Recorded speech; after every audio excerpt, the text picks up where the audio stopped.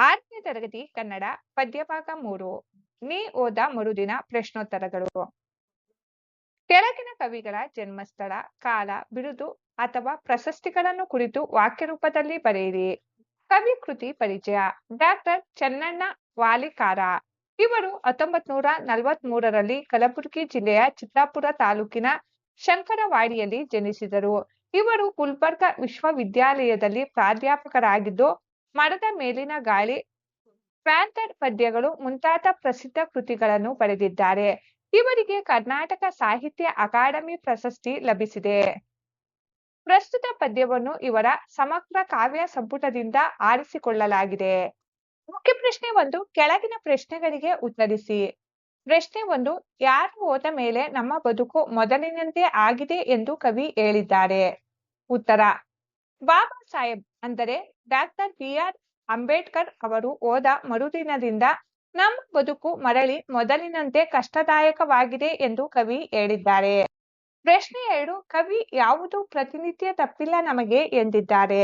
ಉತ್ತರ: ಕವಿ ಮೇಲ್ವರ್ಗದವರ ಆಟಗಳು, ದೌರ್ಜನ್ಯಗಳು, ಒಳಗೊಳಗೆ ಉರಿ ಹಚ್ಚುವುದು ಮತ್ತು ಎಲ್ಲೆಡೆ ಕೇಳಿಸುವ ಬೂಟು ಕಾಲಿನ ಸದ್ದಿನಿಂದ ಉಂಟಾಗುವ ತರತರದ ನೋವುಗಳು ಪ್ರತಿನಿತ್ಯ ನಮಗೆ ತಪ್ಪಿಲ್ಲ ಎಂದಿದ್ದಾರೆ. ಪ್ರಶ್ನೆ 3. ಕವಿ ಏನನ್ನು ಕಳೆದುಕೊಂಡ ಬರಡು ಗಿಡ ನಾವು ಎಂದಿದ್ದಾರೆ? ಉತ್ತರ: ಕವಿಯು ಕೈ, ಕಾಲು, ಕಿವಿ, ಮೂಗು, ಮೈ, ಮನಸ್ಸು, ತಲೆ ಮತ್ತು ಕಣ್ಣುಗಳನ್ನು ಕಳೆದುಕೊಂಡ ಬರಡು ಗಿಡ ನಾವು ಎಂದಿದ್ದಾರೆ. ಪ್ರಶ್ನೆ 4. ತಾಳಿ ತಾಳಿ ಒಮ್ಮೆ ಏನಾಗಿ ಕುಟುಕುವನು? ಉತ್ತರ: ಶೋಷಣೆಯನ್ನು ತಾಳಿ ತಾಳಿ ಬೇಸತ್ತ ಸಾಮಾನ್ಯ ಬಡಜೀವಿ ಒಮ್ಮೆ ಚೋಳಾಗಿ ಬದಲಾಗಿ ಕುಟುಕುವನು. ಪ್ರಶ್ನೆ 5. ನೀ ಓದ ಮರುದಿನ ಪದ್ಯವನ್ನು ಬರೆದವರು ಯಾರು? ಉತ್ತರ: ಡಾಕ್ಟರ್ ಚನ್ನಣ್ಣ ವಾಲಿಕಾರ. ಮುಖ್ಯ ಪ್ರಶ್ನೆ 2. ಸ್ವಂತ ವಾಕ್ಯದಲ್ಲಿ ಬಳಸ್ರಿ. ಸ್ವಾತಂತ್ರ್ಯ. ಸ್ವಂತ ವಾಕ್ಯ. ನಮ್ಮ ದೇಶಕ್ಕೆ ಮಹಾತ್ಮ ಗಾಂಧೀಜಿಯವರ ನೇತೃತ್ವದ ಹೋರಾಟದಿಂದ ಸ್ವಾತಂತ್ರ್ಯ ಸಿಕ್ಕಿತು. ಬದುಕು. ಸ್ವಂತ ವಾಕ್ಯ. ಕಷ್ಟಪಟ್ಟು ಪ್ರಾಮಾಣಿಕವಾಗಿ ದುಡಿದರೆ ನಮ್ಮ ಬದುಕು ಹಸನಾಗುತ್ತದೆ. ಸಂಭ್ರಮ. ಸ್ವಂತ ವಾಕ್ಯ. ಶಾಲೆ ವಾರ್ಷಿಕೋತ್ಸವವನ್ನು ವಿದ್ಯಾರ್ಥಿಗಳೆಲ್ಲರೂ ಸಂಭ್ರಮದಿಂದ ಆಚರಿಸಿದರು. ಕುಟುಕು. ಸ್ವಂತ ವಾಕ್ಯ. ತಪ್ಪು ಹಾದಿಯಲ್ಲಿ ನಡೆದಾಗ ನಮ್ಮ ಅಂತಃಕರಣವೇ ನಮ್ಮನ್ನು ಒಳಗೆ ಕುಟುಕುತ್ತದೆ. ಮುಖ್ಯ ಪ್ರಶ್ನೆ 3. ಈ ಪದ್ಯದ ಸಾರಾಂಶವನ್ನು ನಿಮ್ಮ ಮಾತುಗಳಲ್ಲಿ ಬರೆಯಿರಿ. ಪದ್ಯದ ಸಾರಾಂಶ.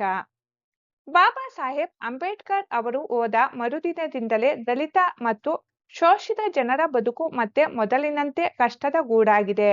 ಅವರಂತೆ ಕಳಕಳಿಯಿಂದ ದುಡಿಯುವ ನಾಯಕರು ಈಗ ಯಾರೂ ಬರುತ್ತಿಲ್ಲ. ಹೆಸರಿಗೆ ಮಾತ್ರ ಸ್ವಾತಂತ್ರ್ಯ ಬಂದಿದೆಯೇ ಹೊರತು ಶೋಷಿತರ ಬದುಕಿನಲ್ಲಿ ಪ್ರತಿನಿತ್ಯ ಮೇಲ್ವರ್ಗದವರ ದೌರ್ಜನ್ಯಗಳು ಹಾಗೂ ತರತರದ ನೋವುಗಳು ತಪ್ಪಿಲ್ಲ. ಕೈ, ಕಾಲು, ಕಣ್ಣು, ಮನಸ್ಸುಗಳನ್ನು ಕಳೆದುಕೊಂಡ ಬರಡು ಗಿಡದಂತೆ ಬಡವರ ಸ್ಥಿತಿಯಾಗಿದೆ.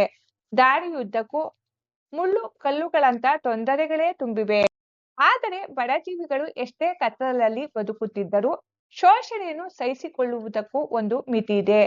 ಹೀಗೆ ಸಹಿಸಿ ನೊಂದ ಸಾಮಾನ್ಯ ಮನುಷ್ಯ ಒಮ್ಮೆ ಸಿಡಿದು ನಿಂತರೆ ಚೇಳಿನಂತೆ ಕಟುವಾಗಿ ಕುಟುಕುತ್ತಾನೆ. ಅಂಬೇಡ್ಕರ್ ಅವರು ಅಷ್ಟೊಂದು ಒದ್ದಾಡಿ ತಂದುಕೊಟ್ಟ ಹಕ್ಕುಗಳನ್ನು ಬಳಸಿಕೊಂಡು ಈಗಲಾದರೂ ನಾವೆಲ್ಲರೂ ಎಚ್ಚೆತ್ತು ಬದುಕಬೇಕು ಎಂಬುದೇ ಈ ಪದ್ಯದ ಆಶಯವಾಗಿದೆ. ಮುಖ್ಯ ಪ್ರಶ್ನೆ 4. ಕೆಳಗಿನ ಪದ್ಯ ಭಾಗವನ್ನು ಪೂರ್ಣಗೊಳಿಸಿ. ಪದ್ಯ ಭಾಗ. ನೀ ಓದ ಮರುದಿನ ಮೊದಲಾಂಗೆ ನಮ್ಮ ಬದುಕು ಆಗ್ಯೋದೋ ಬಾಬಾ ಸಾಹೇಬ. ನಿನ್ನಂಗ ದುಡಿದವರು ಕಳಕಳಿಯ ಪಡುವವರು ಇನುತನ ಬರಲಿಲ್ಲ ಒಬ್ಬ. ಕೈ, ಕಾಲು, ಕಿವಿ, ಮೂಗು, ಮೈ, ಮನಸ್ಸು, ತಲೆ, ಕಣ್ಣು ಕಳೆಕೊಂಡ ಬರಡು ಗಿಡ ನಾವು. ಮೈ ತುಂಬ ಮನ ತುಂಬ ಸಿಕ್ಕವರ ಮುಖಮುದ್ರೆ ಚೀರಾಟ ಹಾರಾಟ ಸಾವೋ.